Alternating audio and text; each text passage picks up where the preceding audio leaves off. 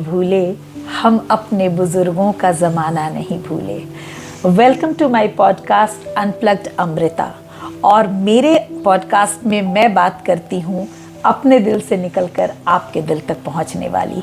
और हमारी जितनी भी मेहमान आती हैं, हम सबके दिल की बात आप तक पहुँचाने की कोशिश कर रहे हैं। तो आज भी हमारी जो मेहमान हैं, उनसे वही दिल की बातें होंगी जो आप तक पहुँचेंगी। आज जो मेहमान हमारे साथ हैं, उनके बारे में मैं आपको बताना चाहती हूँ कि वो एक ऐसे विषय पर काम करती हैं जो हर घर से जुड़ी है। घरेलू हिंसा। घरेलू हिंसा एक ऐसा शब्द है जिसके मायने बहुत बड़े हैं, इतने बड़े कि कभी कभी हम इसके सही अर्थ को ही समझ नहीं पाते हैं। और घरेलू हिंसा की बात अगर करें तो इसको पुरुष और स्त्री दोनों लगभग बराबर ही झेलते हैं, कहीं ना कहीं दोनों इसके शिकार होते हैं। लेकिन सच्चाई ये है कि इस बात को साझा करने के लिए कोई सही मंच नहीं मिल पाता, जिसकी वजह से कई बार समाज में ऐसी घटनाएं घट जाती हैं जो बहुत ही विकृत रूप ले लेती हैं, बहुत ही भयावह रूप ले लेती हैं, कई परिवारों को तबाह कर देती हैं, कई लोग इसके शिकार हो जाते हैं। और जब ऐसी बातों पर बात शुरू होती है तो एक महिला का नाम बिहार में ज़रूर आता है, और उनका नाम है वीना मानवी, जिन्होंने घरेलू हिंसा को अपनी तलवार बनाया और इसके खिलाफ लड़ने के लिए खड़ी हुई बिहार में। तो आज जो हमारी मेहमान हैं, हम उनका स्वागत करेंगे। बहुत ही डेयरिंग, बहुत ही खुशमिजाज और बहुत ही अच्छी पर्सनालिटी हैं। लोग भले जिस रूप में उनको लेते हों उनके काम की वजह से, लेकिन जब आप उनसे बात करेंगे तो आपकी परेशानी को अपनी परेशानी समझकर आपका समाधान करने की कोशिश करती हैं। तो सबसे पहले मैं स्वागत करूंगी वीना जी आपका कि आप हमारे प्रोग्राम में आई हैं। और ये जो पॉडकास्ट है, इसको मैंने इसलिए शुरू किया कि हर महिला के दिल की बात आप लेकर आती हैं और उनकी परेशानी, उनके दुख दर्द को दूर करती हैं। लेकिन कई बार ऐसा होता है कि आपकी ही बात लोगों तक नहीं पहुंच पाती है। तो इसीलिए मैं चाहूँगी कि आज आपके दिल की बात लोगों तक पहुंचे मेरे इस पॉडकास्ट अनप्लग्ड अमृता के माध्यम से। Thank you so much Amrita, बहुत बहुत स्वागत है। जैसा कि अभी हमारी बात हो रही थी, बहुत परेशानी, बहुत विषम परिस्थिति में आप समय निकाल कर आई, उसके लिए बहुत बहुत धन्यवाद। मैंने आपसे आग्रह किया था और आप आई। तो नहीं, काफ़ी दिनों से बात हो रही थी और ये इसमें कोई शक नहीं कि आप एक अच्छी मोटिवेशनल हो, स्पीकर हो, सोशल वर्कर हो, तो ज़्यादा दिन हम टाल भी नहीं सकते थे आपको। चलिए, इसके लिए बहुत बहुत धन्यवाद। तो सबसे पहले जो हम बात करेंगे वो आपके बारे में बात करेंगे। वीना मानवी घरेलू हिंसा पर काम करती हैं, लगभग पूरा बिहार जानता है, पूरा देश जानता है। बट वीना मानवी खुद क्या है, वो कहाँ से शुरू हुई, उनका जन्म, उनकी परवरिश, उनका जो भी बैकग्राउंड रहा, तो मैं चाहती हूँ कि आप ज़रूर मेरे दर्शकों को ये बताएं कि आपकी शुरुआत कहाँ से हुई। देखो, मेरा स्कूलिंग वगैरह, मेरे फादर केंद्रीय विद्यालय के प्रिंसिपल थे और थ्रू आउट एक नियम है केंद्रीय विद्यालय के हर 3 साल 4 साल पे ट्रांसफ़र होते थे। तो ऐसा अगर माना जाए तो स्कूलिंग भूटान से लेके, नेपाल से लेके, राजस्थान से लेके, महाराष्ट्र से लेके, यूपी से लेके, हर जगह मेरी स्कूलिंग हुई। और केंद्रीय विद्यालय थ्रू आउट मेरा एजुकेशन रहा +2 तक। उसके बाद जब मैं 10th में ही थी तो मेरे फादर का एक्सीडेंट में डेथ हो गया नागपुर, महाराष्ट्र में। अच्छा। वहाँ से हमारे जीवन ने यू टर्न ले लिया, क्योंकि भैया अकेले थे और वो NIT कटरा में थे उस वक्त, नए नए गए थे स्टूडेंट बन के। तो वैसी परिस्थिति में मैं छोटी थी, 10th क्लास में थी, अभी 10th में गई ही थी मैं, और मम्मी पढ़ी लिखी नहीं थी, पुराने ज़माने की महिलाएं, हाउसवाइफ आप जानते हो। तो वैसी स्थिति में सबने ये कहा कि अनुकंपा के आधार पे जॉब ले लो, माँ बहन किसको देखेगा, बहन और माँ को। तो भाई ने अपना इंजीनियरिंग छोड़ा और छोड़ के फिर वो अनुकंपा के आधार पे जॉब लिए स्कूल में। बहुत बड़ा सेक्रीफाइस किए, अदरवाइज वो कहीं ना कहीं अच्छे पोस्ट पे इंजीनियर होते, NIT IIT क्वालिफाई करके गए थे। तो अंत में वहीं से यू टर्न हमारी फैमिली का शुरू हो गया। फादर मेरे को बचपन से बेटे की तरह पाले। मैं अपने फादर पे गई हूँ, वो आपकी पर्सनालिटी में हाँ, मैं मतलब मुझे देखिए, मेरे फादर को देखिए, तो बचपन में जैसे उस जमाने में आप कौन सा ज़माना बोल दें। It was the year 80s की बात अगर हम करें, 74 बॉर्न है, और उसके बाद अगर हम उस समय बात करें तो 7th या 8th क्लास में, जब मैं 7th क्लास में ही थी तो मैं लैम्ब्रेटा स्कूटर चला लेती थी। लैम्ब्रेटा बुलेट की तरह भारी हुआ करता था। तो फादर ने वो परवरिश, मेरा वो पान खाने भी जाते थे, नहीं मेरा बेटा है मेरे साथ जाएगा। तो थ्रू आउट बचपन से मैंने वो देखा।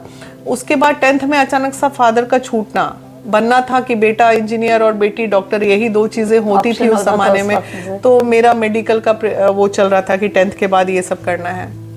तो फिर सब चेंज ही हो गया। फिर मुझे बहुत शौक था कि मैं पत्रकार बनूं। फिर मैंने पत्रकारिता की। भैया वहाँ से ट्रांसफ़र होके बोकारो आ गए। बोकारो में थे तो तब वहाँ पे +2 मेरा कंप्लीट हो चुका था, ग्रेजुएशन चल रहा था। तो उस समय एक एड निकला था न्यूज़पेपर में, अभी जो काउंसलर वर्ड है उस ज़माने में रिसेप्शनिस्ट बोला करते थे। पटना सेंट्रल स्कूल का एड निकला था, तो मैं बोली कि नहीं मैं जॉब करूँगी। अब उस समय आप बताइए, इट वॉज द ईयर 94 में मैं +2 करके ग्रेजुएशन सेकेंड ईयर में थी, और मैं डॉक्टर वाई के सुदर्शन को ज्वाइन कर लिया मैंने। अच्छा, पटना हाँ, और उन्होंने अपने हॉस्टल में होता ना अकोमोडेशन प्लस सैलरी 1200 की से मैंने अपना कैरियर स्टार्ट किया था, और आज लाखों तक पहुंचे हैं। तो ये मेरा शुरुआती दौर रहा। तो स्ट्रगल वहीं से शुरू हो गया था फादर के डेथ के बाद से। उसके बाद फिर आप पटना आ गई। आप उसके बाद से आप पटना ही? हाँ, 94 में पटना आए। 94 में ही मेरे एक ब्रदर ने अपने एक दोस्त के साथ मेरे पास आए, और स्मार्ट हैंडसम सा एक नौजवान आया जीवन में। तो देखे कि भाई, तो बस फिर लगा कि नहीं। और मम्मी, नहीं बिहार में नौकरी कर रही हो, अनमैरिड हो, शादी कर लो। ये तो शादी कर लो, लड़का बहुत अच्छा हैंडसम दिखा। कास्ट में आपकी शादी हो गई? ग्रेजुएशन कंप्लीट हुआ, शादी हो गई। हाँ बिल्कुल, मेरी शादी मोस्ट वाली, अभी मेरी शादी को 29 ईयर्स हो जाएंगे, 28 ईयर्स हो जाएंगे। तो ऑलमोस्ट शादी मेरी वैसी हो गई। आज के समय में तो 95 में मेरी शादी हो गई थी। ग्रेजुएशन में बच्चियां अपने आप को बहुत छोटी समझती हैं, और उस वक्त शादी हो जाती है। और तब आपने जॉब को कंटिन्यू पटना सिटी में ससुराल, और पटना सिटी में गए तो फिर वही इतना घूंघट लेके जाना आना। हालांकि मेरे ससुराल में मदर इन लॉ, मेरी दादी सास 3 टाइम्स राष्ट्रपति awarded, mother in law, father in law सब एजुकेटेड, हस्बैंड भी पढ़े लिखे। बस थोड़ा सा जीवन में तनाव रहा, तो जीवन कठिनाई पूर्वक बीत गया। तो तनाव किस प्रकार का, मतलब अगर घरेलू हिंसा की ही बात करें तो क्या वो भी शामिल रहा? वो तो रहा ही, तभी तो महिला विकास मंच का जन्म हुआ ना। घरेलू हिंसा को जिसने करीब से देखा होगा, अगर जीवन का सबसे बड़ा दुर्भाग्य होता है कि आपका मेंटल मैच किसी से नहीं होना, तो बस मेंटल मैच नहीं हुआ। अदरवाइज मैंने अब इस पड़ाव पे मैं देख रही हूँ, हस्बैंड वही है, सास भी वही है, परिवार भी वही है। आज के डेट में सब नॉर्मल है, लेकिन ऐसा क्या था जो शुरू के दिनों में नॉर्मल नहीं हो सका, जो एडजस्टमेंट नहीं हो सका। या फिर कोई भी व्यक्ति अगर होता है, भाई तुम्हारी बीबी तो सांड है, तुम तो किस्मत के सांड हो, बताओ खूबसूरत है, कमा रही है, तो इस चीज का दोष मुझे कहाँ। तो उसके लिए पिटाई कुटाई ये सब, मतलब कहीं से बस अंत में मैंने ये सोचा कि हमारे बीच में जो भी रहा जीवन में, वो एक छोटा सा ईगो का लड़ाई था, बाकी और कुछ था ही नहीं कहीं पे भी। हाँ, कुछ भी नहीं था। और ये ईगो जो है वो आपके पूरे जीवन को ऑलमोस्ट, अगर मैं उस ईगो की लड़ाई को स्टैंड नहीं लेती तो शायद आज मेरे बच्चे सेटल नहीं हो पाते। और आज बेटा इंजीनियर, बेटी इंजीनियर, सब लाखों कमा रहे हैं। जीवन में कितनी थपेड़े, कितनी बदनामियां। जब परिवार के लोग आपको नहीं समझेंगे तो समाज तो फिर आपको समझेगा ही नहीं। समाज तो वैसे ही तैयार रहता और है। वैसी परिस्थिति में महिलाएं जो सुसाइड की तरफ टर्न लेती हैं, उस पल को मैंने करीब से देखा है। तो मतलब कई बार ये ख्याल आया कि सुसाइड कर लेते हैं। और गुस्से में ऑल आउट वगैरह पी लेते थे हम भी। ऐसा थोड़ी वो ऐसा कितनी बार आपने किया? लगता है 2 बार तो किया जीवन में। 2 बार आपने आत्महत्या का प्रयास किया। और उसके बाद जब आपने ऐसा सोचा कि मर जाना ही सबसे आसान है, मैं समझ सकती हूँ कि एक औरत के लिए ये सबसे तकलीफ देह स्थिति होती है, क्योंकि औरत आखिरी दम तक लड़ती है। वो कभी ऐसा मौका नहीं आने देती कि उसके परिवार को उसकी वजह से सफ़र करना पड़े। लेकिन अगर आत्महत्या जैसा ख्याल आने लगे तो परिस्थिति वाकई में बहुत विपरीत रही होगी। और मैं इसी बात पर आपसे यही सवाल करना चाह रही हूँ कि अगर ऐसी परिस्थिति बनी, तब जाकर आपने अपने जीवन को, आपने जॉब छोड़ दिया था उस वक्त तक? कई बार छोड़ा। कई बार छोड़ा। कि परिवार बस जाए, घर बस जाए, लेकिन नहीं हो पाता, नहीं हो पाया। और जब हस्बैंड का सपोर्ट नहीं था तो आपके लिए चैलेंजेस और बढ़ गए होंगे। डेफिनेटली बढ़ते हैं। तो फिर आप कैसे प्रोफेशनल लाइफ में वापस लौटी और कब आपको लगा कि नहीं मुझे कुछ करना चाहिए? नहीं, प्रोफेशनल लाइफ मैंने कभी लाइक दिस, जैसे जॉब कर रहे हैं, अब वहाँ कचरा हो गया तो पुराने ज़माने में मम्मी लोग क्या कहते हैं, छोड़ो ना, हस्बैंड नहीं कर रहा है तो रहने दो ना, कमाएगा खिलाएगा तो कोई दिक्कत नहीं है, करने दो, क्या दिक्कत है। फिर 2-4 महीने घर बैठ गए, फिर 2-4 महीने घर बैठे तो फिर वही खाने की किल्लत, किराने की किल्लत, ये किल्लत, तकलीफें तो बढ़ती है ना, जरूरतों को आप रोक नहीं सकते। फिर 4 महीने बाद फिर नौकरी करने निकले। चूंकि टैलेंट था, चूंकि पढ़े लिखे थे, तो हम हर जगह लीडर के रूप में ही काम किए, चाहे वो स्कूल हो, चाहे वो कोचिंग हो, चाहे वो रियल एस्टेट हो। मेरे में काम की जो कैपेबिलिटी थी वो हर दिल अजीज और बहुत प्रिय रहे हम जहाँ पे भी। आज भी मैं इसी पटना शहर में मैंने 28 साल काम किया है, तो 28 सालों में कोई भी कंपनी के डायरेक्टर ये नहीं कह सकते हैं वीना, चाहे वो एनआईटी के डायरेक्टर हो, चाहे फिटजी के हो, चाहे आकाश के हो, चाहे स्कूल के हो, हर दिल अजीज हम रहे। चूंकि मैं काम अच्छा करती हूँ, पढ़ी लिखी हूँ, ईमानदार हूँ, लॉयलिटी रही मेरे में हमेशा। घर में भले कितनी भी टेंशन हो जाती थी। अब प्रॉब्लम ये है कि जब आपको 75,000, इट वॉज द ईयर 2008 में पटना शहर में 75,000 रुपीज मंथली कमाना अपने आप में एक बात होती थी। और यही बगल में मार्गदर्शन कोचिंग मुझे देते थे 75,000। अब अगर फैमिली ये उस समय कहे कि तुम्हारा टाइम 7 बजे है, तुम्हें 8 क्यों बज गया, तो मैं 5,000 रुपये महीना कमाने वाले हेलो गुड मॉर्निंग पीसीएस वाली रिसेप्शनिस्ट तो थी नहीं कि घड़ी देख के जाऊं। जब कंपनी आपको हाई सैलरी देगी तो उस समय टाइम लिमिट फिर नहीं रहता, और वो काम तो लेगी। तो ये सब परेशानी रही जीवन में। हाँ। और तो फिर जब ये सब चल रहा था, उसके बाद अचानक से आपके जीवन में महिला विकास मंच की एंट्री हुई, तो आपने महिला विकास मंच शुरू करने का क्यों सोचा और क्या ऐसी परिस्थिति बनी? क्या ये आपका पर्सनल घरेलू डेफिनेटली मैंने सोचा था कि मैं कभी भी अगर सशक्त हो जाऊंगी, जवाबदेही थोड़ी कम हो जाएगी जीवन में, तो मैं एक ऐसा संगठन बनाऊंगी जो जब मैं तकलीफ में थी तो मुझे मदद करने वाले कोई नहीं होते थे। क्या होता था, घर में जब किसी औरत के साथ शोषण होता है तो पड़ोस वाले बोलते हैं कि जरूर यही बदमाश होगी इसलिए ऐसे ही कर रहा है, जरूर। तो मतलब महिला को समझने वाला कोई नहीं है। तो मुझे लगा कि नहीं, दर्द तो होता ही है, ऐसा नहीं कि तकलीफ नहीं है। पुरुष तो प्रधान देश में हम रह रहे हैं, पुरुष हर वक्त सर्वोपरि हैं, लेकिन ऐसा नहीं है कि हम कुछ नहीं है। तो मुझे लगा था कि नहीं, कम से कम मैं ऐसे कुछ ना कुछ करूंगी कि पकड़ के धुनैया करूंगी। लाख रुपया कमा लीजिए। हाँ। मगर औरत के चरित्र पे उंगली उठाना मुझे लगता है सबसे आसान और इजी है। वो हर व्यक्ति यही दिखाने की कोशिश करेगा कि जरूर इसी की गलती रही होगी, जरूर इसी की गलती रही होगी। आज भले आज वही समाज, वही परिवार, वही समाज के लोग सब इंतजार करते हैं कि अरे वीना मानवी मेरे घर में आई। अरे वही समाज के लोग कल तक मुझे जब शोषण कर रहे थे मेरा, तब पूछते भी नहीं थे। तो ये, और उस वक्त आंसुओं को देखने वाला भी कोई नहीं था। तो आपको लड़ना पड़ेगा जीवन में। मैं मेरे जीवन से बस मैं लोगों को यही प्रेरणा देती हूँ कि फाइट करो, चीजों से घबराओ मत।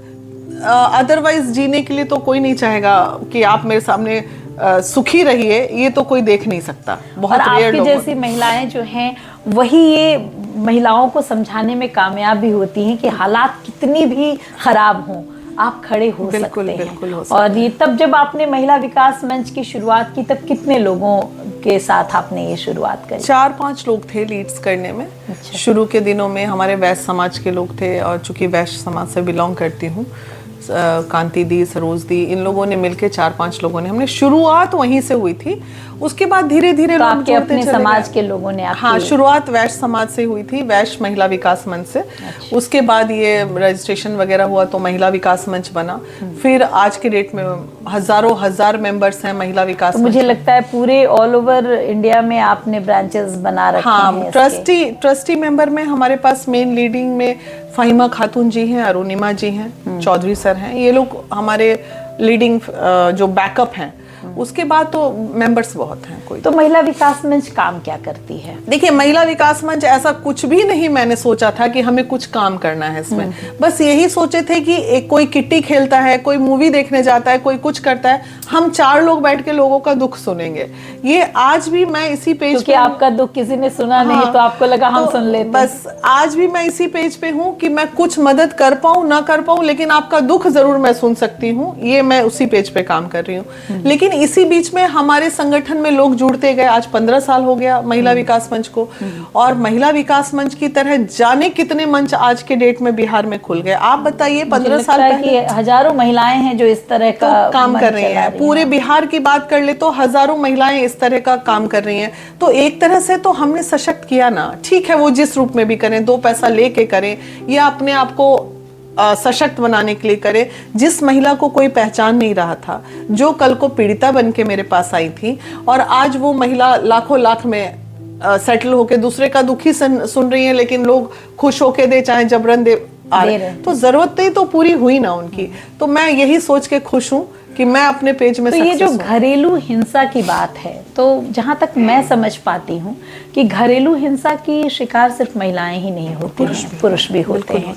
कई बार इतनी ज्यादा वो प्रताड़ना झेलते हैं कि उन्हें अपना जीवन खत्म करने जैसा भी कई बार करते भी हैं। तो क्या आप सिर्फ महिलाओं के दुख को लेती हैं या पुरुषों के दुख के साथ? नहीं, डेफिनेटली पुरुषों के दुख को भी लेते हैं। अभी आप देखिए 27-28 लड़कों को जेल से निकालने का काम हमने किया 1 साल के अंदर। तो वो झूठे रेप केसेस के मामले में जो आजकल चल रहे हैं केसेस, भाई वस्तु स्थिति ऐसी है अमृता, मैं क्या बताऊं आपको, कि एक जमाना था जो फील होता था कि नहीं सारे, लेकिन आज की स्थिति ये है कि मैक्सिमम केसेस में बेचारे पुरुष ही प्रताड़ित हो रहे हैं। बहुत बुरी तरह लड़कियां जो आजकल की हैं, जो हम लोग बर्दाश्त करके उसी परिवार को आज तक लेके चल रहे हैं, वही पति वही सास वही, यहाँ तो पति तो ऐसे बदल रही हैं आजकल की बच्चियां, बच्चों 3-3 बच्चों के साथ भाग जा रही हैं किसी के साथ। तो ये कलयुग नहीं भटयुग में हम हैं। कलयुग तो रहा नहीं, भटकाव इतना ज्यादा जीवन में आ गया कि उस पेज पे तो हम सोच भी नहीं सकते। और शायद वैसी लड़कियों को मेरा ईमान नहीं कहता है कि हमें मदद करना चाहिए, कि जो पीड़िता है वो पीड़िता है, उन्हें मदद हम डेफिनेटली करेंगे। लेकिन जो अपनी मर्जी से स्टोरी ऐसी आती है, आप केस सुन रहे, मेरा पति बहुत मारता है मैडम, बहुत पीटता है, बहुत ये होता है, पूरे हम इंडल्ग हो गए उसके केस में। उसके बाद पता चलता है मेरे अच्छा 2 बच्चे भी हैं, नहीं बच्चा तो दूसरे पहले वाले पति से ना है, तो वो कहानी सुना रही है हमको दूसरे पर। तो ये सब आजकल का मतलब ट्रेंड हो गया एक तरह से, कह लीजिए कि मतलब नैतिकता और मर्यादा संस्कार वो अब बचा ही नहीं। और आप तो इतने बोल्ड विषय पर काम करती हैं और मैं देखती रहती हूँ आपके वीडियोस, तो मतलब कई बार कुछ ऐसी बातें भी सामने आती हैं जो समाज को गंदा करने के अलावा कुछ नहीं करती हैं। तो क्या ये जो चल रहा है समाज में, इसको कैसे रोका जाएगा, यही कैसे रुकेगा? और मुझे लगता है सोशल मीडिया ने इसमें आग में घी डालने का काम बिल्कुल किया है। अभी देख लीजिए 2-3 आप ये भोजपुरी वाले लोगों को जो देखते हैं, खूब बढ़िया से गंद मचाते रहते हैं ये लोग सोशल मीडिया पे। तो अब इसमें हम लोग ये देखते हैं कि इन लोग जितनी भी लड़कियां सोशल मीडिया पे गंद मचा रही हैं, उसमें से कोई भी लड़की आपको पढ़ी लिखी नजर नहीं आएगी। वो थोड़ा नाचना गाना ये सब सीख ली हैं और उसके बाद वो अपने आप को स्टार समझने लगी हैं। और अगर पढ़े लिखी बुद्धिजीवी रहेगी तो वो सोशल मीडिया पे आके गंद नहीं बचाएगी, उसे कानूनन लड़ाई लड़नी है वो लड़ाई लड़ेगी। लाखों लाख केस। मैं अभी तक ये नहीं समझ पा रही हूँ कि अगर मेरे साथ कोई घटना घटी है तो कई ऐसा मंच है जहां हम जाकर पर्सनली बात कर सकते हैं। इसको सोशल मीडिया पर डालकर लोग क्या साबित करना चाह रहे हैं और इसका समाधान सोशल मीडिया निकालती कैसे? आज मैंने बैक स्टेप क्यों लिया? इसलिए लिया क्योंकि जो संगठन जो जिनकी बात सो कॉल्ड आप बोले, वो लोग मेंबर के साथ साथ जो है पीड़िता को भी वो सोशल मीडिया पे दिखा रहे हैं। पति पत्नी लड़ रहा है, काउंसलिंग हो रहा है, छिया लेदर पूरा चल रहा है सोशल मीडिया पे, इधर माइक उधर माइक। काउंसलिंग का मतलब ये नहीं होता है। काउंसलिंग का मतलब बंद कमरे में हो रहा है, किसी को पता नहीं, लीगल भी इशू हो जा रहा है, किसी को पता ना चले। तो काउंसलिंग का मतलब ये हो रहा है। तो क्या सरकार का इन पर कोई अंकुश नहीं होता है? नहीं, ये जो चल रहा है तो अंकुश होना चाहिए इन चीजों पे। क्योंकि आप PIL क्यों नहीं दाखिल करती हैं? अब काफी दिनों से सोच भी रहे हैं, लेकिन क्या करें, अपनी भी परेशानी। लेकिन इस पे PIL के लिए हमने काफी बार इस पे विचार हुआ है कि करना चाहिए, क्योंकि किसी भी व्यक्ति विशेष की गरिमा अगर मीडिया में उसकी भंग हो रही है, निजता अगर बाहर आ रही है तो वो गलत और है। आप सोचिए कि वो महिला या वो पुरुष इस लायक भी नहीं बचेगा कि वो अपने समाज नहीं, में सर बिल्कुल उठा नहीं। के बैठ सके हाँ, बिल्कुल। और खड़ा हो सही सके। बात है। तो ये तो बहुत ही एक गलत ट्रेंड हमारे यहाँ चल रहा नहीं, ये है। गलत है और बिल्कुल नहीं होना चाहिए, और सभी को इस पे स्टॉप एक साथ लगाना पड़ेगा, क्योंकि गंदगी बहुत ज़्यादा बढ़ गई है सोशल मीडिया पे। और इसमें नॉट ओनली ये महिला विकास मंच ने सिर्फ रोजगार नहीं दिया है, यूट्यूबर भाइयों लोग को भी रोजगार दिया हाँ, है। वो भी मैं देखती उन्हें हूँ। केस मिलता है, मिलियन में व्यू जाते हैं, 2 पैसा कमाते हैं, तो फिर उनकी भी घर चलते और हैं। कमाने के चलते किसी का घर उजड़ रहा है, उससे इससे किसी कोई को फर्क कोई नहीं फर्क पड़ता है, नहीं कोई फर्क नहीं। तो ये इंसानियत कहीं ना कहीं तो कभी कभी आपको रिग्रेट होता है कि महिला विकास मंच ने काम जो सोच के शुरू किया बहुत होता वो है। बिल्कुल गलत ट्रैक होता पे है, चला मतलब गया। अब ऐसा लगता है कि कोई पीड़िता अगर हमारे पास आती है तो लगता है कि मैं मदद करूं ना करूं, क्योंकि देखिए अगर आप मदद कर रहे हैं तो भी आपको बदनामी झेलनी है, और नहीं कर रहे हैं तो भी बदनामी झेलनी है। तो हम मदद करके अपना एनर्जी क्यों बर्बाद करें, नहीं करके एनर्जी बर्बाद कर, तो बचा लो। तो ये सब चीजें अच्छे कार्यों को रोकना पड़ रहा है, तो कहीं ना कहीं रिग्रेट नहीं होता है। बहुत अब घिन सी आती है, मतलब लिटरली जिसको घृणा कहते हैं ना, कि ये जो चल रहा है गंदगी सोशल मीडिया पे, कि बहुत ज्यादा घिन होती है। और ये जब इतना सब कुछ आप झेलती हैं, तो थोड़ा आपकी पर्सनल लाइफ के बारे में बात करें तो जब ये सब चल रहा होता है आपका भी कई बार मुझे लगता है कि बहुत परेशान भी हो जाती हैं आप इन चीज़ों से। और मुझे लगता है कि जिन लोगों को आप अपने आसपास खड़ा करती हैं, शुरुआत होती है, वो एक बार फिर उसी तरीके से आपकी ही राइवल खड़ी हो जाती हैं बनकर। तो कैसे मतलब आपको इस चीज़ में लगता है कि भाई इसको क्या? पहले तो तकलीफ होती थी, बुरा लगता था कि अरे भाई जिसको मैंने अपने साथ बिठाया वो देखो आज जाके अपना वो कर लिया। पहले तकलीफ होती थी, अब आदत सी हो चुकी है। जब पीछे आपकी बुराई करते हैं लोग, आप तक पहुंचता है तो अब फर्क नहीं पड़ता। पहले इस पे भी तकलीफ होती थी, अब उस पे भी तकलीफ नहीं होती है। अब धीरे-धीरे आदत सब सी हो कुछ गई आदत कि हो गई। आप अपना कलेजा भी निकाल के रख दोगे ना तो भी ये लोग आपके अपने नहीं होंगे। इसलिए आप मान लो कि आपको उन्हीं लोगों के बीच में बैठना है, उन्हीं के साथ चलना है, चूंकि दुनिया ये एक्सेप्ट नहीं कर पाएगी कि तुम हमसे अच्छे कैसे हो सकते हो। और जिसने ये करना सीख लिया वो वीना मानवी बन जाएगा फिर तो। आज इतने लोगों को वीना मानवी ने खड़ा किया ना भाई, तो क्योंकि मैंने चाहा तब, अगर मैं चाह लेती तो उसको अपने बगल में नहीं बिठाती, मैं अकेले चलती ना। लेकिन कितनों को मैंने अपने बगल में बिठाया। मुझे लगता है कि हजारों ऐसी महिलाओं को मैं जानती हूँ, मैं पर्सनली जान रही हूँ, हाँ, जो यूट्यूब पे दिखती हैं कि भाई ये ऐसा कर रही और सब बोलते अरे ये तो वीना जी के साथ थी ना कुछ दिन पहले, तो उसमें मेरा कुछ जा रहा है क्या? मेरा कुछ नहीं जा रहा है, इससे मेरा सिंपैथी वोट आ रहा है। लोग ये बोल रहे हैं कि अरे देखो ना वीना मानवी के साथ घूम रही थी, आज देखो अपना ये कर ली, ये भी धोखा दे दी वीना मानवी का। समाज का एक बहुत बड़ा सच भी है ये, कि आप किसी को रोक भी नहीं सकते। और बस दुख तब होता है जब वो गलत ट्रैक पर लेकर चले जाते हैं आपके अच्छे कामों को। और वो इतना उसको पैसे के चारों तरफ बुन देते हैं कि आप पर भी आरोप लगता है। और कई बार मुझे सुनने में आता है कि आप पर ये आरोप लगता है कि आप पैसा लेती हैं लोगों से उनकी प्रॉब्लम सॉल्व करने के लिए। तो जब इस तरह के आरोप कई बार मुझे बहुत कुछ सुनने को मिलता है, तो उस वक्त आप कैसे रिएक्ट करती हैं? बिल्कुल नहीं, पहले गुस्सा आता था, अब नहीं आता। और ये सच्चाई है कि पैसे लिए जाते हैं, ये फैक्ट है। लेकिन कुछ पैसे की जानकारी जो है वो मुझ तक नहीं पहुंच पाती है, ये भी फैक्ट है। कि जैसे मान लीजिए हमारी कोई टीम कहीं गई, अब वहां उसने पैसे ले लिए, ये ले लिए कि अरे भाई हमको हेड ऑफिस में वीना मानवी जी को भी तो देना है। अब सामने वाला तो ये समझ गया वीना मानवी जी को देना, वीना मानवी जी बैठी हैं पटना में, तो ये कैसे हमको पता चलेगा? आज मोदी जी हैं, पूरा देश चला रहे हैं, 2-4 उनके चट्टे बट्टे जो हैं हर पार्टी में, वो कहीं ना कहीं गलत कार्य भी तो करते हैं। तो उसी तरह ये संगठन है। आप ये नहीं सोच सकते हैं कि आपके पास हर व्यक्ति एकदम ईमानदार ही बैठा होगा। और पैसा एक ऐसी चीज है ना कि थोड़ा सा नियत खराब कर ही देता है इंसान का, चाहे कोई भी हो। तो थोड़ा बहुत ये सब चलेगा, संगठन है तो ये सब, इसलिए एक साथ साथ नाम है तो बदनामी तो साथ वो चलेगी साथ में, तो इसलिए उस पर आप कुछ नहीं कर सकते। अच्छा, अब थोड़ा पर्सनल सवाल करते हैं आपसे। आपको जब आपका पसंदीदा काम क्या है? आप जब फ्री होती हैं तब आप क्या करती हैं? पहले तो बहुत कुछ था, इन दिनों पसंदीदा काम मैं खुद नहीं समझ पाती हूँ, क्योंकि फ्री हो ही नहीं पा रही हूँ। इसलिए पहले जैसे थोड़ा सा फ्री होते थे तो मैं वो बुक्स जो होती है राजनीतिक वाली, motivational, how to develop your personality, ये सब स्टडी करने का, चूंकि मुझे सेमिनार करना पड़ता था स्टूडेंट्स के बीच में, तो रात को मैं स्टडी करके जाती थी और फिर बच्चों को मोटिवेशनल क्लास देती थी। तो वो किया था, मैंने करती थी, लेकिन अब तो टाइम ही नहीं मिलता, कुछ ज़रूरत से ज़्यादा ही मोटिवेशनल सीख लिया। तो अब तो मोटिवेशन जो मेरे पास था ना, वो भी, चूंकि जब से महिला विकास मंच में आए ना, तो लगा कि दुनिया में इतनी गंदगी है। पहले तो लगता था कि बस हम ही दुखी हैं, बाकी सब सुखी होगा, लेकिन जब हम ये कार्य में उतरे समाज के बीच में, तो लगा कि हम ही सुखी हैं, बाकी सब आसपास दुखी है। तो दलदल है पूरी तरह, कहीं एक इंसान जो है ना ईमानदार नजर नहीं आ रहा है, एक दो को पास में छोड़ के बाकी कहीं पे ईमानदारीता नहीं है समाज में अब बची हुई। मैं किसी में नहीं देख रही हूँ कि बहुत लॉयल, लाइक मन का साफ, मतलब ऐसा होना चाहिए कि आपके हाथ से कभी किसी का बुरा ना हो। ऐसा व्यक्ति नहीं मिल रहा है जो कहे कि बुरा ना हो।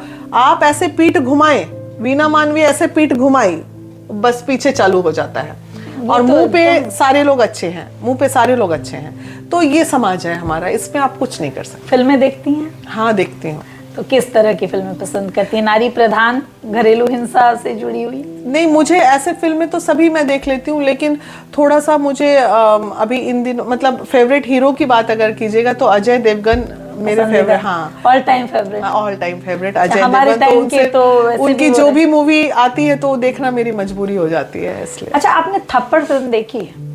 थप्पड़ फिल्म नहीं देखी है शायद मैं। लेकिन आप इसको जरूर देखना चाहिए, क्योंकि थप्पड़ फिल्म औरतों पर आधारित फिल्म है और घरेलू हिंसा से कहीं ना कहीं जुड़ी हुई। हाँ, देखिए, एक दो मूवी आई थी, तो ऐसी नाम तो ये नहीं था, लेकिन ऐसी मूवी मैंने देखी तो है। इस तरह की फिल्म जब आती है तो आपके काम को रिलेट करती हुई फिल्म है। एक मीनाक्षी की मूवी आई थी जो घरेलू हिंसा पे थी, तो ऐसी मूवी बहुत सारी देखी है मैंने, और मैं देखती हूँ ऐसी मूवी को ध्यान से। तो जैसे इतने व्यस्त टाइम में इतना एंगेजमेंट है, फैमिली, अब तो आपके बच्चे भी बहुत बड़े हो गए। दोनों बच्चे आपके क्या के, बेटा और बेटी है आपका? एक बेटा है, एक बेटी है। बेटी सॉफ्टवेयर इंजीनियर है, बेटा सिविल इंजीनियर है, और बेटी की अब शादी वादी करके दामाद भी आ गए हैं जीवन में, तो बस।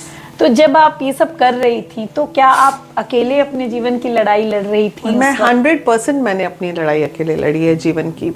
मैं हाँ, ये योगदान ज़रूर रहा है हमारे हस्बैंड का कि उन्होंने प्यारे प्यारे 2 बच्चे दिए, उनके साथ जीने का सहारा दिए, जिसके बदौलत हम बस बच्चे के प्यार में हम यहाँ तक चले गए। सब कुछ सुन लिया, सब कुछ बर्दाश्त कर लिया, सब कुछ झेल के समाज में अपना स्टैंड लेके अपना मैंने बनाया। आपने बच्चों को अच्छा एजुकेशन दिया, बहुत संघर्ष भी किया, हस्बैंड का इतना सपोर्ट भी नहीं मिला आपको।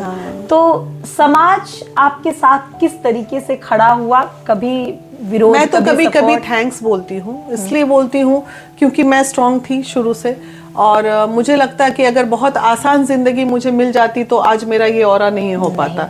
इसलिए ये मेरी ये जिंदगी के लिए भी मैं अपने हस्बैंड को ही धन्यवाद देती हूँ कि आज मैं जो कुछ भी हूँ आप ही की बदौलत हूँ, नहीं तो कहाँ पहुँच पाते यहाँ तक। सही बात है, नहीं तो एक साधारण जीवन मिलता। बिल्कुल, क्योंकि आपने ऑलरेडी हस्बैंड के जब घर गई थी तो फिर आपने अपने आप को उधर ढाल ही दिया था, तो ये तो सही बात है।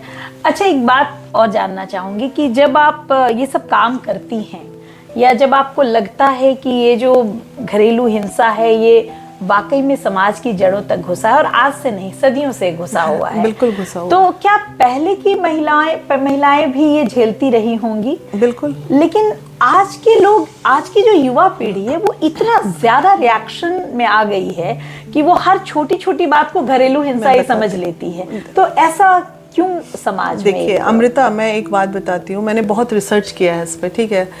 तो मैंने ये रिसर्च किया है, ये कहीं ना कहीं हमारा सोशल मीडिया का देन है, फोन का देन है।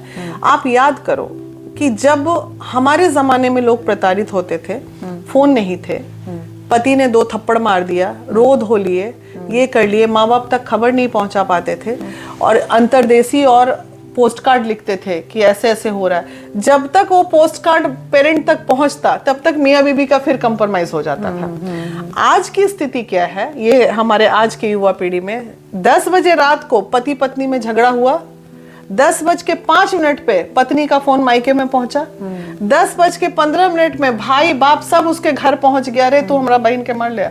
बस उसके बाद ये मियाँ बीबी का झगड़ा नहीं, ये दो परिवार के झगड़े बन जा रहे हैं। और ये एक मेजर वजह है कि लोगों का पेशेंस लेवल है टूटने का।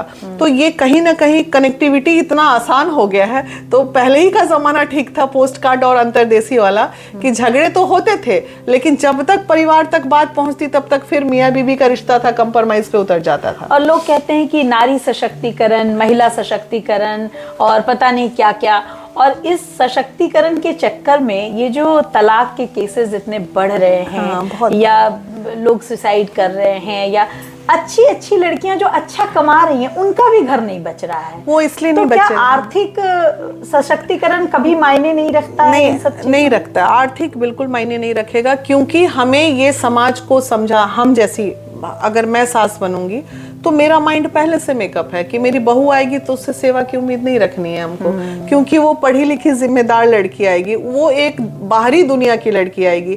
अब उसको बोलेंगे कि बेटा चाय बना के हमको दो, उसकी व्यवस्था आप पहले कर लो। तो हमारे जैसे पेरेंट है ना, उनको कभी दुख नहीं होगा और वो उनकी बहुएं बस भी जाएंगी घर में।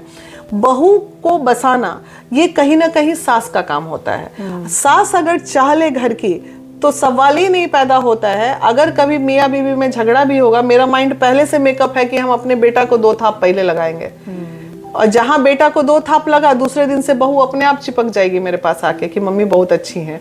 तो ये सब चीजें तो कहीं अच्छा, ये आप मानती हैं कि लड़कों की परवरिश में कहीं कोई कमी रह जाती है तभी जाकर ये आगे चल के, या लड़कियों की परवरिश में कमी रह जाती है तभी जाकर ये घर टूटने जैसे? अगर आजकल हम अपने बच्चों को सिखाते हैं कि बेटा अगर कोई एक झापड़ मारे तो तुम 2 झापड़ मार के बिल्कुल नहीं है। हाँ, बेटियों को बिल्कुल नहीं सिखाना। मैंने अपनी बेटी को नहीं सिखाया है कि बेटा ससुराल में जा रही हो तो ये मान के चलना कि वो दूसरी दुनिया है, वो माँ नहीं, वो सास है। अब ये नहीं हम अपनी बेटी को सिखा के भेजेंगे कि सास माँ बराबर हो, नहीं, सास सास ही होती हैं। उनको मदर से, तुम हमसे तू तड़ाक करके बात कर सकती है, सास से तुम नहीं कर सकती हो। तो ये परिभाषा तो देनी होगी ना हमें बेटियों को कि व्हाट इज द डिफरेंस। ये अंतर भी बताना पड़ेगा बिल्कुल कि 2 परिवार हैं, सबके अलग अलग परवरिश हुई है, रहन सहन है, तो तुमको अडॉप्ट करना होगा लड़कों को। हालांकि लड़कों को थोड़ा कम अडॉप्ट करना पड़ता है, उनका बहुत ज्यादा इंटरेक्शन हो नहीं पाता, बहुत होगा तो वो ससुराल नहीं जाएगा बहुत। ये उसके पास एक उपाय है, लेकिन लड़कियों के पास ये उपाय नहीं। सबसे बुरी स्थिति लड़कों की ही होती है, वो माँ और बीबी के बीच में सैंडविच की स्थिति हो जाती है लड़कों की। वो माँ की सुने कि बीबी की सुने, तो ऐसी स्थिति में एक स्मार्ट लड़कों के लिए सुनो दोनों की, और दोनों की बात एक दूसरे तक मत पहुंचाओ, बस बीच में से कट के हाँ ठीक है मम्मी को बोलूंगा, फिर उधर जाके अरे मम्मी रुको डांट दिया, बहुत डांट दिया। तो ऐसा जो स्मार्ट लड़का होगा वहां वो मतलब लड़का का भी जो अपना जो टैलेंट है, जो अगर स्मार्टली हैंडल करे तो घर की परेशानी बिल्कुल दूर हो सकती है, ऐसा बता रही हैं। बिल्कुल। और लड़कियों को क्या करना चाहिए जब परिस्थिति उनके, जैसे आप कहती हैं कि आपकी परिस्थिति आउट ऑफ द वे हो गई, और जब ऐसी किसी लड़की की परिस्थिति हो जाए तब नहीं खोना है। मुझे लगता है कि आज वो धैर्य ही है जो सब कुछ मैंने बचा के रखा अपने जीवन में। खूब परेशानियां झेलो, खूब अपना थपेड़े खाओ। मैं ये भी नहीं कहती हूँ कुटाई खाओ, मार कुटाई खाओ, इज्जत, अपना मान सम्मान खो दो, लेकिन थोड़ा सा छोटी छोटी बातों पे, खाना नहीं बनाना, चाय नहीं बनाना, सास ने ऐसे बोल दिया, कपड़े के लिए ऐसे बोल दिया, रोटी जल गई, ये इस पे तो भाई कांड अगर जो लड़की कर रही है तो समझ जाइए वो घर बसाने की नियति से ही और नहीं। वो कितनी बार शादी कर ले, घर उसका कहीं नहीं बस। मारना पीटना तो कहीं ना कहीं आपराधिक श्रेणी में है, वो बिल्कुल नहीं होना चाहिए। अगर पति पत्नी में अंडरस्टैंडिंग, अगर भाई चुप हो जाओ, घर से बाहर निकल जाओ, मारा पीटी मत करो महिलाओं के साथ। मेरे जीवन में ने एक ही चीज है, हाथ बिल्कुल, महिलाओं का जुबान चलता है और पुरुषों का हाथ चलता है, क्योंकि इतना कच कच कच कच कच कच कच कच महिलाएं कर देती है ना कि वो अंत में पुरुष नहीं, वो बहस नहीं कर पाता, उनका पेशेंस लेवल लो है, तो वो उतना जुबान नहीं चला पाता। वो शारीरिक रूप से फिर अपने फिर जो दिखाने लगते हैं कि भाई हम बहुत मजबूत हैं, तो आप हमारे तो सॉरी। चरित्रहीनता को आप महिलाओं के लाइफ में किस तरीके से देखते हैं? मैंने अक्सर देखा है कि जब लोग उससे जीत नहीं पाते तो उसके ऊपर चरित्रहीनता का आरोप लगा देते हैं। ये कॉमन है, उनके पास कोई उपाय नहीं है। आज आप चले जाओ, 8 लाख के ऊपर मैंने सर्वे किया इस पे, 8 लाख प्लस केसेस हैं हमारे कोर्ट में डिवोर्स के या फिर हस्बैंड वाइफ के डोमेस्टिक के, जिसमें 8 लाख में 7.5 लाख पतियों ने अपनी पत्नी पे चरित्रहीन का ही, एक कैरेक्टरलेस है, कैरेक्टरलेस की परिभाषा क्या है इन्हें खुद भी नहीं समझ में आ रहा है। अगर हम किसी पुरुष से बात कर लिए, किसी के साथ काम कर लिए, तो वो कहीं से कैरेक्टरलेस कैटेगरी में नहीं आ सकते हम। फोन पे बात, हाँ फोन पे बात करते हैं, अरे फोन पे बात करने से कैरेक्टरलेस हो जाता है इंसान, तो कोई ऑप्शन नहीं है। क्योंकि पत्नियां तो सब काम करती ही हैं, और पत्नी जब केस करेगी तो पति उसके ऊपर कोई ऑप्शन नहीं बचता, इसलिए वो भी मजबूरी में लगाते हैं। ऐसा कुछ होता नहीं है, अंत में वो चरित्रहीन, ऑप्शन कुछ है ही नहीं उनके पास तो चरित्रहीन बोल देते हैं, यही बात है। कुछ केसेस में महिलाएं होती भी हैं, मैं ये नहीं करी 100% सही होगी कोई, 5% ऐसी महिलाएं भी हैं जो गलत कार्य कर रही हैं। गलत कार्य करके हमने भी अपने जीवन में बहुत थपेड़े झेले हैं, तो हमने कभी गलत कार्य नहीं किए, एक पर एक कंपनी में काम किए, हाई सैलरी में काम किए, मेहनत किया, अपने आप को रगड़ा तराशा, तब ना यहाँ तक पहुंचे हैं। बाकी समाज तो आप अच्छे रहिएगा तब भी नहीं छोड़ेगा, उसी में कुछ समझते अरे अच्छे हैं तब भी नहीं, चलो बुरा ही कर लेते हैं, उसी में कुछ मेंटेलिटी ऐसी भी हो जाती है। और इस तरह के आजकल तो लड़कियों के ऊपर भी बहुत सारे आरोप लगते हैं, तो लड़कों के ऊपर भी बराबर में ही लगने लगे हैं, तो अब तो दोनों में अंतर भी नहीं रह गया। तो अब है भी वैसे एक्स्ट्रा मैरिटल अफेयर बहुत आम और कॉमन। अच्छा, लड़कियां अब इतनी बोल्ड हो गई हैं कि वो एक्स्ट्रा मैरिटल अफेयर को एक नॉर्मल, हाँ नॉर्मल, लड़के भी और लड़कियां भी। तो ये सबसे बड़ा तो ये संविधान जो हमारा है ना, ये कहीं ना कहीं हमें बहुत ज्यादा दिक्कत है। मतलब हमें लगता है कि हम इसके अगेंस्ट कुछ पॉलिसीज के अगेंस्ट, संविधान के अगेंस्ट आवाज उठाना। आपने ये कैसे, सुप्रीम कोर्ट का जो आया था वर्डिक्ट, उसमें ये क्लियर हो गया था कि अगर पति का मन पत्नी से नहीं मिल रहा है तो बाहर वो एक्स्ट्रा मैरिटल चला सकता है। ये तो बताइए, ये डर खत्म। अगर बच्चे 18 साल के ऊपर हैं तो वो कहीं भी अपनी स्वेच्छा से अपना सेक्सुअल रिलेशन कर सकते हैं। वाई कर सकते हैं?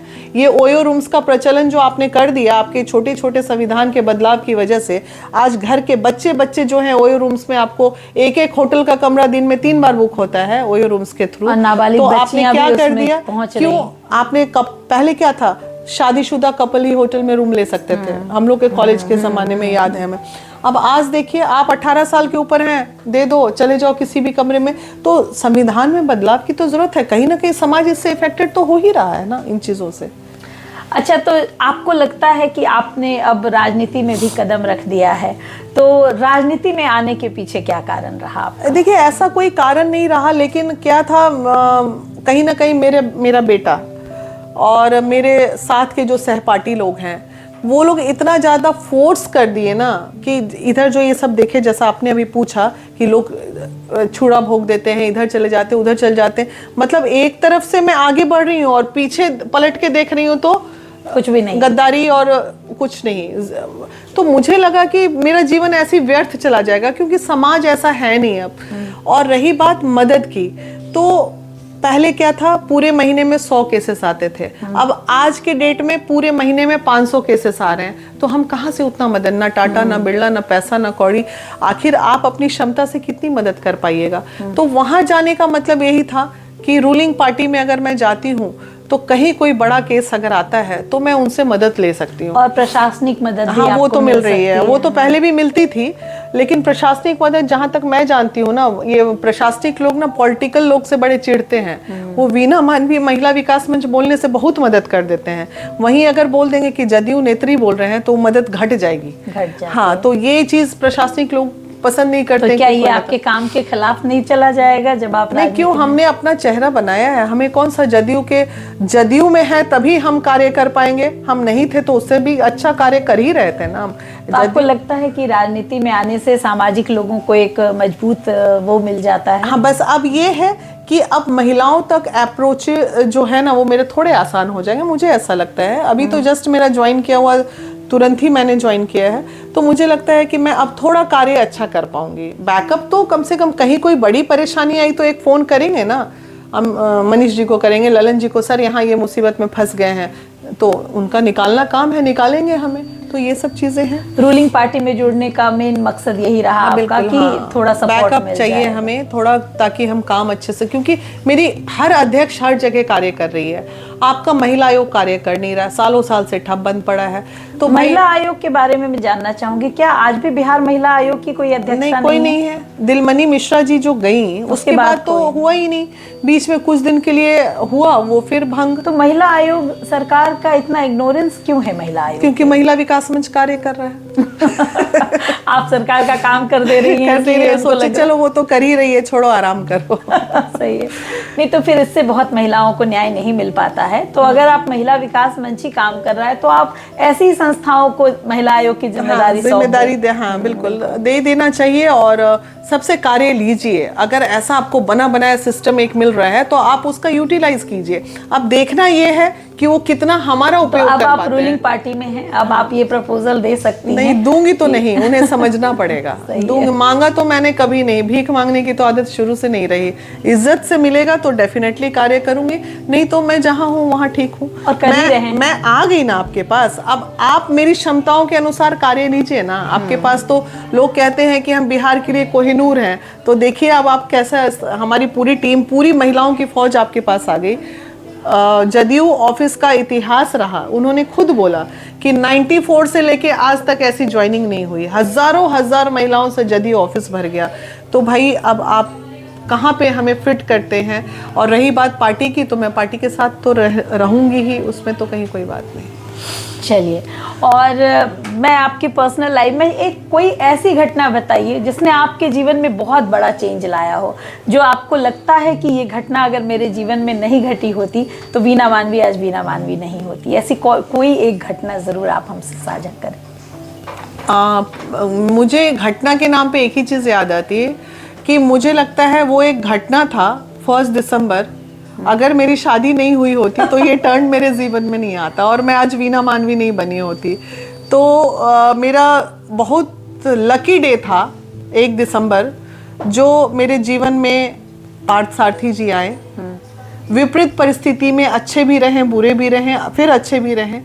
तो अगर वो ना होते तो शायद मैं यहाँ तक नहीं पहुँचती, क्योंकि सब कुछ नॉर्मल होता। फिर कहाँ, दाल रोटी खाते, घर में पड़े रहते, चद्दर तान के दोपहर में सोए रहते। सही बात, जीवन के थप्पड़े पड़े तभी तो आँख खुला ना। तो इसलिए ये सारा क्रेडिट हम उन्हीं को दे देते हैं। सही बात, सारा क्रेडिट आपके हस्बैंड को जाता है कि उन्होंने आपको इतना स्ट्रॉन्ग बनाया। बिल्कुल, उन्होंने शुरू के दिनों में मुझे इतनी फ्रीडम भी दी। आखिर होता ना, काम करने निकल रहे थे तभी तो करते करते यहाँ तक पहुंचे।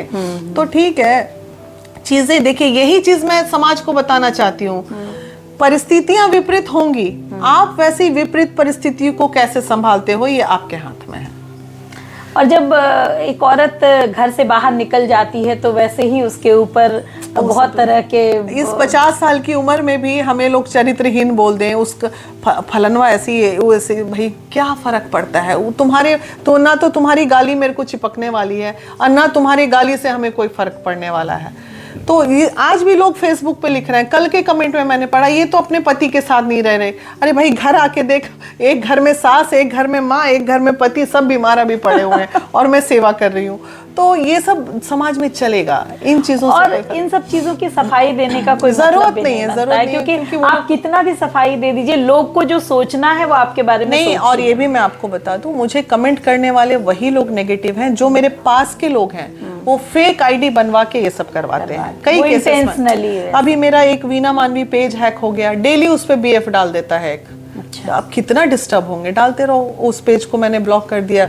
कोई फोन करता है, आपका पेज पे ये चल रहा है, मैं देखो आनंद लो। सही बात, कोई बात अब हम क्या कर सकते हैं। सही बात है, सही बात। अच्छा, ये तो इतना गंभीर बात हो गई। अब हल्की फुल्की बातें कुछ करते हैं। जब थक जाती हैं, इतना काम करती हैं, इतने लोगों के फोन अटेंड करती हैं, तो क्या करती हैं? मोबाइल ऑफ कर देते। मोबाइल ऑफ कर देते हैं कि मोबाइल को स्विच ऑफ कर दो। और उसके बाद बच्चे दिल्ली में आराम से फ्लैट पे जाते हैं, वहाँ बच्चों के साथ टाइम स्पेंड करते हैं अब, और मोबाइल को स्विच ऑफ कर देते हैं। स्विच ऑफ करके आराम से बच्चों के साथ कभी उस क्लब में जाके पार्टी करते हैं, कभी उस क्लब में जाके पार्टी करते हैं, खूब इंजॉय करते हैं लाइफ को। अब तो बेटी बड़ी हो गई है तो बिल्कुल दोस्त की तरह हो गई, बेटी भी हो गई और दामाद भी, टचवुड, वो भी आ जाते हैं। तो बस सबके साथ बैठ के पिकनिक चलते रहता है। अभी तो फिलहाल यही चल रहा है जब भी बहुत स्ट्रेस हो जाता है तो भाई जीवन है, या तो फिर कभी पूजा पाठ में थोड़ा मैं पूजा पाठ करती हूँ, तो बनारस चली गई, इधर चली गई, देवघर चली गई, यही सब चलता है। तो इस तरीके से आपका मन हल्का हो जाता है। थोड़ा हल्का तो हो ही जाता है। अच्छा, अब आपके साथ एक रैपिड फायर करते हैं। मैं 4-5 शब्द आपको दूंगी, जो पहली चीज आपके मन में आएगी आप वही कहिएगा, जो आपको लगे कि आपके लाइफ से जुड़ी हुई जो भी चीज रही हो। मैं छोटे छोटे कुछ शब्द दूंगी जो आपके लिए क्या मायने रखते हैं। खुशी आपके लिए क्या मायने रखती है? बहुत कम। आपको बहुत कम खुशी मिली है। संघर्ष आपके जीवन में क्या मायने रखता है? वही है साथ मेरे। जीवन का मतलब संघर्ष हो गया है। बच्चे आपके लिए? जीवन। आपका जीवन। और आपकी जो समाज आपके लिए क्या मायने रखता है? समाज से आप क्या सोचती हैं? समाज के बारे में क्या दिया, क्या नहीं मिला, वो आपको क्या लगता है? समाज को मैं कुछ मायने में बिल्कुल अंधा समझती हूँ, क्योंकि वो वक्तिया, समाज इस वक्तिया यार, एक शब्द। सही बात है। जब आपका अच्छा है तो आपके साथ है, जब आपका बुरा है तो आपके साथ नहीं है। इसके अलावा जब आप फ्री रहती हैं, जब आपको लगता है कि लोगों से बात करना, या आपके बहुत सारे दोस्त भी हैं और एक तरफ आपको लगता है कि आपके दोस्त नहीं भी हैं, तो दोस्ती आपके लिए क्या मायने रखती है? दोस्ती मेरे लिए बहुत अच्छा मायने रखती है, लेकिन आज के डेट में मुझे लगता है मेरे पास कोई दोस्त नहीं है। मैं बहुत अकेली हूँ। बस मेरा बेटा मेरा दोस्त है और मेरे चौधरी सर मेरे दोस्त हैं, जिनसे मैं अपना हर गम शेयर करती हूँ, जिनके साथ मैं काम करती हूँ, और गाइडलाइन वो बहुत अच्छा देते हैं, और कहीं ना कहीं जीवन में एक बहुत बड़ा सहयोग रहा है उनका। तो वो एक वही व्यक्ति ऐसे जिनसे मुझे नुकसान जीवन में नहीं हुआ है, फ़ायदा ही हुआ है। तो बाकी तो कोई दिखा नहीं अभी तक इस तरह का। ऐसा कोई दोस्त मिला नहीं। चलिए, तो ये तो आपकी पर्सनल लाइफ से जुड़ी हुई कुछ बातें थी। मैं चाहती हूँ कि आप सोसाइटी को कुछ ऐसा मैसेज दें, क्योंकि आप एक ऐसे विषय पे काम कर रही हैं जो बहुत ही सेंसिटिव है और हर औरत, हर मर्द कहीं ना कहीं इसका शिकार ज़रूर है। तो मैं चाहती हूँ आप युवा पीढ़ी को या समाज को कोई एक मैसेज दीजिए, ताकि उनको लगे कि अगर परिवार और इसके क्या मायने हैं, परिवार का क्या वैल्यू है। देखिए, मैं यही पूरे समाज के युवा पीढ़ी को कहना चाहूँगी कि जीवन में बहुत संघर्ष आएंगे।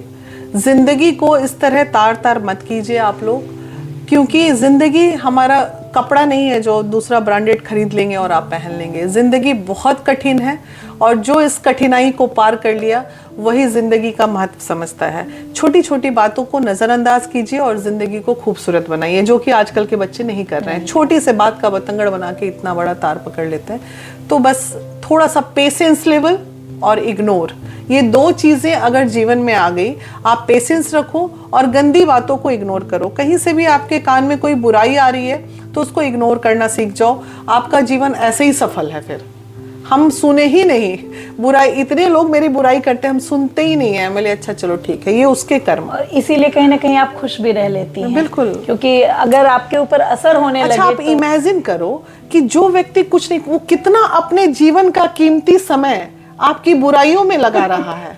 सोचिए, इस जीवन का कीमती समय, हम कभी किसी की बुराई नहीं करते, इसलिए मेरा थ्रू आउट कुछ ना कुछ अच्छा ही होता है। जब डूबने वाले कहीं होते हैं, भगवान यूं छान के हमें निकाल लेता है कि नहीं नहीं बचा लो, इसको डुबाना नहीं है।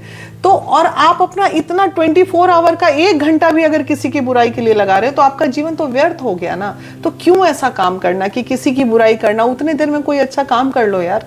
तो ये है। तो बहुत बहुत थैंक यू, आप इतना बिजी शेड्यूल निकाल के और मेरे लिए इतना टाइम दिया। और मुझे सबसे ज्यादा अच्छा अमृता ये लगा कि आप इतने अच्छे अच्छे सवाल मुझसे दागे, मैं इमोशनल भी हो गई, और शायद इतना फ्री हो के बहुत दिन बाद, अरसे बाद मैंने कहीं इंटरव्यू भी दिया है, क्योंकि मैं चाहती थी कि जो बातें आपके दिल से निकले वो लोगों तक पहुंचे। क्योंकि लोग को वीना मानवी का काम दिखता है, वीना मानवी नहीं दिखती है। तो मैं चाहती थी कि आज लोग उस वीना मानवी को भी जाने कि उनका अपना संघर्ष क्या रहा है। क्योंकि आप दुनिया के संघर्ष को तो दिखा ही रही हैं, और महिलाओं के लिए आपने बहुत किया है, और हमारी बेस्ट विशेज हैं कि आप हमेशा ऐसे ही खड़ी रहें समाज के लिए। जब भी किसी को ज़रूरत हो तो आप खड़ी रहें। तो इसके लिए बहुत बहुत धन्यवाद। आप आई हमारे शो में, तो थैंक यू। ये थी वीना मानवी हमारे साथ, और आपने सुनी इनके दिल से निकली हुई बातें, आपके दिल तक पहुंची हैं।